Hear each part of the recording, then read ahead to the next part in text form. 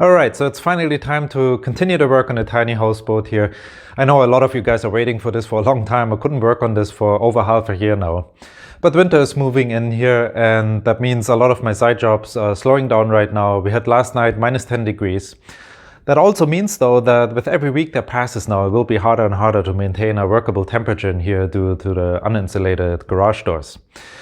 So I'm thinking I should get the more temperature sensitive jobs done first, and the very first job I have in mind is to waterproof the plywood here on the walls and on the roof.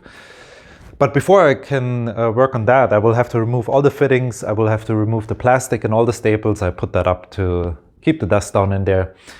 And then I will have to take some epoxy filler and smoothen out the surfaces.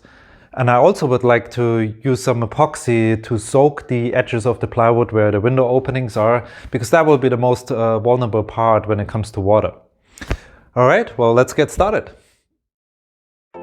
Well, it turned out that for once I'm actually ahead of myself, because when I took the plastic off, I realized that I soaked the edges with epoxy already a long time ago. Like I said, this will help a great deal to preserve the plywood, because the end grain is now completely plugged and won't allow water to soak in. Anyways, there was still a lot of prep work left. Here you can see me removing the water heater at the stern of the boat, and I'm really sorry for the shitty and confusing angle here, but this is such a tight space. There are only 3 feet between the boat and the railing of the loft, so it's really hard to set up a camera.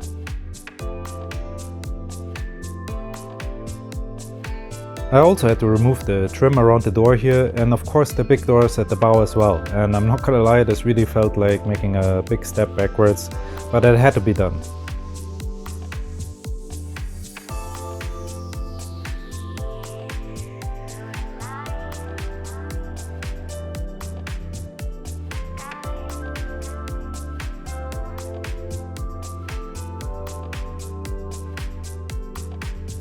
What I'm using here as a filler is actually not epoxy, but rather a polyester resin, simply Bondo filler to be more specific.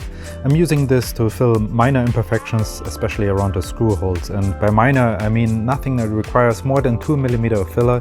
In my experience, if you exceed that thickness, you start running into problems with cracking and peeling down the road.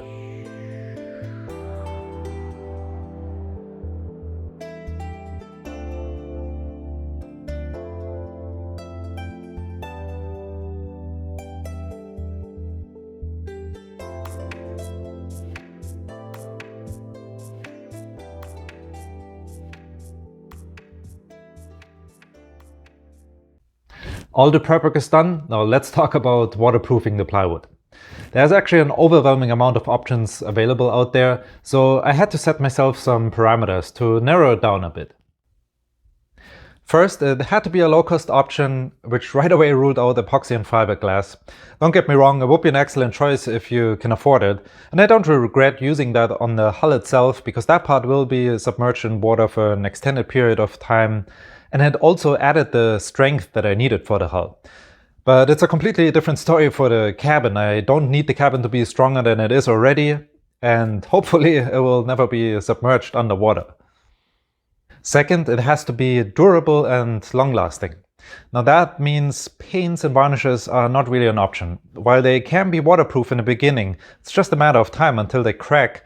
Water finds its way underneath the paint, it will start swelling up the plywood, and now you deal with peeling paint and potentially ruined plywood.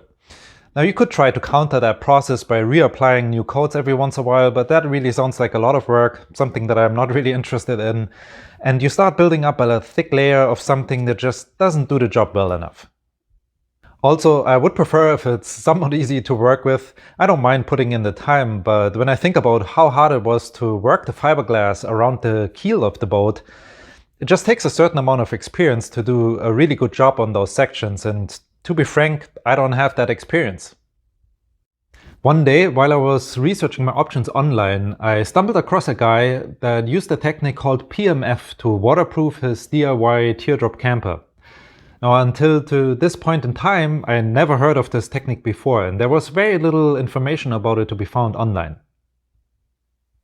Now, PMF stands for Poor Man's Fiberglass, and this is how it works. The plywood gets soaked and covered in a layer of wood glue, which then is covered in canvas. Now, the canvas weaves are filled and covered with exterior paint, which not only protects the fabric from UV breakdown, but it also offers a waterproof barrier. The canvas in return offers the strength that the paint doesn't have on its own. What you end up with is a waterproof barrier that doesn't break the bank. Okay, so far so good. Sounds very promising, almost too good to be true. After doing a little bit more research, I realized this is kind of an old technique already. They utilized this a lot in the 19th century in North America to cover canoe frames, for example.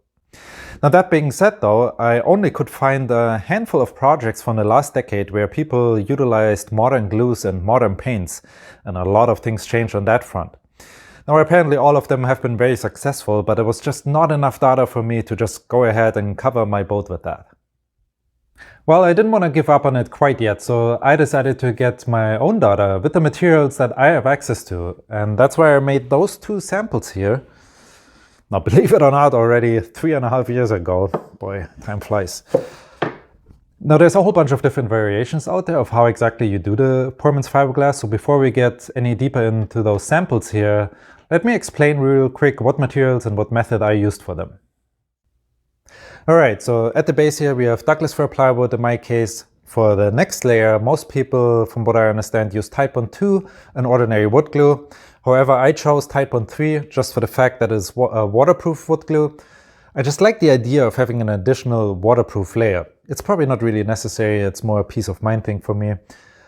Some of you might even question if Type 3 is really waterproof, so let me give you two examples for that. Like this Gothic arch greenhouse here that I built 3 years ago is completely glued up with Type 3, and it's holding up just fine. And this is a really humid environment at times. I mean, sometimes the water is literally dripping off the frame rails and it doesn't seem to harm it. Now, if that's not enough for you, during the glue up, a shocking amount of glue ended up on my t-shirt. And that t-shirt has been washed since then at least once a week, which is the worst environment ever. It's soaking wet, it's hot, and there's mechanical movement. And after 3 years, the glue on that t-shirt looked like on the day it dried up on it. So I don't know, if that doesn't convince you, then I don't know what. Now for the canvas here, I used Everbuilt drop cloth. It's just a brand that Home Depot carries. It's fairly cheap and they come in really big sheets, so that makes it easy to cover a large surface without too many seams. Alright, now let's talk about the paint. It really doesn't matter what kind of color you have for the first couple coats, so that's a really good opportunity to buy some of the mist-tinted cans that you can get at your local hardware store. In my case, I got a couple gallons that have been 80% off, so that was really a good score. And when I say paint, I mean an exterior grade acrylic latex paint, whatever brand you can get your hands on. Now, technically, there are even different strategies to apply the paint. I use 2 coats of paint that has been thinned with 25% of water. It just really helps to soak deep into the canvas and to fill up the weaves. Some people go as high as 50% of water. I think that's unnecessary and even counterproductive. More on that later. And I also read about people who used watered down wood glue on the first coat. That's definitely something I don't believe in. I think it makes the canvas hard and brittle, and you just end up painting the hard wood glue and you're completely missing out on a much needed connection between the paint and the canvas. Anyways, after those first 2 coats, I follow up with 2 coats of solid paint. It just helps to continue fill up the weaves and it seals the deal. And by the way, I'm sanding between each single coat, and people who know me, they know how I hate sanding, but it's worth the effort. You just end up with a much superior surface in the end. Alright, now back to the 2 samples here. Both of them are made exactly the same way as I just described, with the only difference that half of the surfaces have been additionally covered with a layer of water-based polyurethane. Now the idea here was to just add another protective layer, just like a clear coat on a car. And I really wanted to see how they would hold up in the long run. I also wanted to add a little bit of a gloss. Now both of the samples have been exposed to the elements 24/7, to the rain, to the snow, to the ice, and to the sun, of course, for the last 3.5 years. Now sample number 3 is especially interesting because, as you can see, we have this 6-inch tall plastic pipe, and I used some silicone to glue that to the surface here. And for the first half year, I really made sure this thing is non-stop full with water all the way to the top. After that, I got a little bit lazy, and then of course the winter came around and the thing just froze up. But I really wanted to see if water has a chance to penetrate the surface. Now this of course is an extreme test, because in reality this never would happen. You never would have that much water per square inch sitting on your surface, especially not over such a long time period. Now, of course, it would be hard to tell through the plywood what's going on, so I made sure to cut a hole in the bottom here, and that allowed me to keep a really close eye on it. Now, if you look at this from underneath, you can see that I left a section without the wood glue, so there we have only the paint and the canvas. Now, the cylinder has been placed roughly like this. I just wanted to make sure that I covered all the different sections, and I'm really happy to report, after 3.5 years, not a single drop of water made it through the surface. After ripping off the cylinder, I had to use a sponge to clean at least half of it. 3.5 years of dust and dirt was too much to properly judge the condition of the surface. I was actually really surprised on how good it looked underneath though. Basically like new, not a single crack, no bubbling up. This was an absolute perfect condition. Also notice the bottom half of this picture here has the polyurethane on it. But if you look at the top half where we have the paint only, it looks just as good. Not as glossy, but good nevertheless. Now this is sample number 1. You really can see how time and the elements took a toll on the plywood, especially if you compare it to a protected piece from the same sheet, by the way. But that really doesn't come as a surprise. Now more important is how the painted canvas looks like, and yet again it's in a remarkable condition, with one little exception. I completely forgot about this. I shot this sample a couple years ago with a pellet rifle that shoots pellets with a speed of 490 feet per second, but that's really the only damage here. Now I really would like to know how hard it would be to rip this off the plywood. The corner here is already lifted a little bit, so that should give us something to hang on with those pliers. So let's just go ahead here.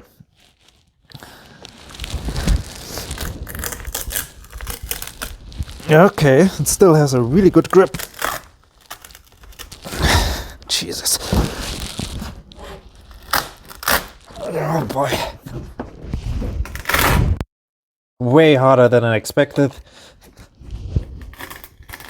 I mean, that's ridiculous. I'm just ripping this apart. Wow. Well, that's interesting. So you can see I'm basically ripping apart the plywood. That means the bond between the canvas and the plywood is excellent. It's stronger than the plywood itself. So that's all I can ask for. So there's really no concern on that front. That is really good news. The conclusion. Now to sum this up, what we got here is a 100% waterproof, long-lasting and very budget-friendly alternative. We also learned that Tide Bond 3 is technically not really necessary. I mean, sample number 2 has clearly shown that you don't even need any glue at all to make this waterproof. It's really the paint and canvas combo that does the trick here. Now Tide Bond 3, in comparison to Tide Bond 2, has twice the work time, and that becomes a factor when you have large surfaces to cover, so there's still an argument to be made for it. Besides that, there's the peace of mind thing. It definitely will let me sleep better at night. Now when it comes to the water-based polyurethane, yes, it will add another protection layer, and yes, it will make it look more glossy, but the samples clearly have shown that it would work just fine without it. So it's really up to your personal preference, and therefore it's just optional. Now those test results really gave me the confidence in this technique, so I went ahead and used it on the cabin of the boat, and this is how it went. I started with the cover for the roof hatch just to get an easy start into this technique, and you can see here that I'm really not cheaping out on wood glue. You have to keep in mind that both surfaces are very absorbent, especially the canvas of course, so you really need plenty of this stuff. It's also worth mentioning that I washed and dried the canvas super hot, that way all the shrinking happens before you apply it. And I also ironed the fabric to get all the wrinkles out. Now the hot iron is my tool of choice here. Not only does it apply the canvas super smooth, but it also can heat activate the glue. And that comes in really handy when you work the fabric around the edges. You can make it stick in a matter of seconds. That is something that would be nearly impossible to do with fiberglass and epoxy. I would even go as far as saying that this is the main advantage of this technique over other materials, the ability to manipulate the canvas over complex shapes and corners, like this trim at the bow here. At this point I felt really comfortable, and over the stretch of a couple days I covered the entire cabin.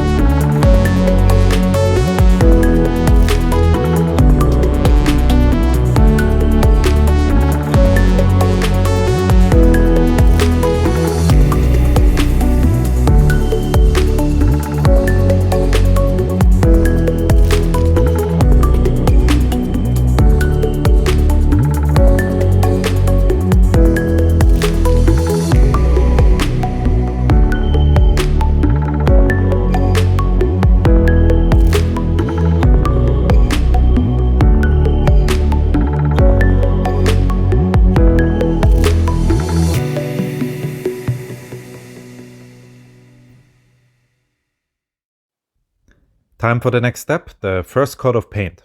In my case, it happened to be almost the same color as the canvas.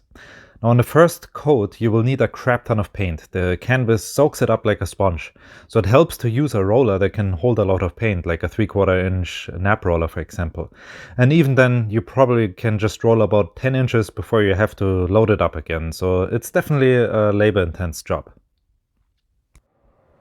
Alright, so I'm done with the first coat here. I let it dry overnight. I also placed a dehumidifier in here. After all, those acrylic paints are mostly water, so having really dry air in here helps them to cure better and faster. Now this surface as of right now not only looks like concrete, it actually feels like it too.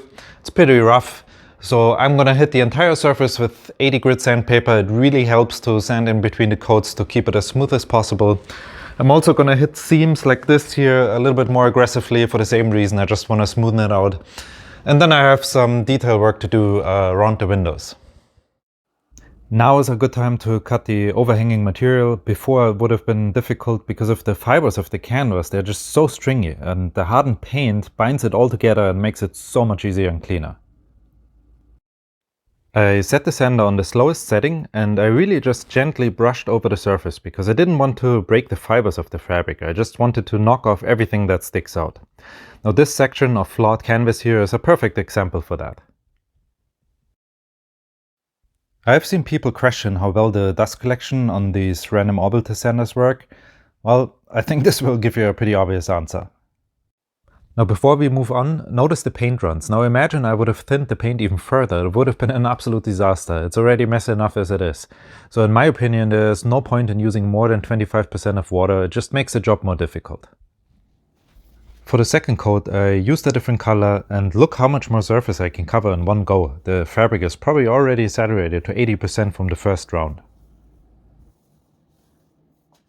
I played this back and forward game between sanding and painting for at least a week until I had all surfaces covered in all necessary coats.